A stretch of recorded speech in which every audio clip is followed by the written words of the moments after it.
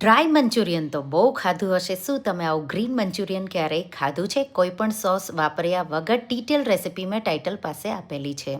500 ગ્રામ કોબી અને કેપ્સિકમને ચોપરમાં ચોપ કરી લઈશું. સાથે ડુંગળીને પણ ચોપ કરી લઈશું. 1 કપ પાલકના પાન, મીઠું, મરી પાવડર, આદુ મરચાં લસણની પેસ્ટ, કોર્નફ્લોર સાથે આપણે મેંદો અને બેસન ઉમેરી અને આવું બાઇન્ડિંગ આવે એવું મિશ્રણ બનાવી મંચુરિયન બોલ્સને મીડિયમ ફ્લેમ પર ક્રિસ્પી થાય એ રીતે તળી લઈશું. પાલકને ગરમ પાણીમાં પલાળી અને એની પ્યોરી કરી લઈશું.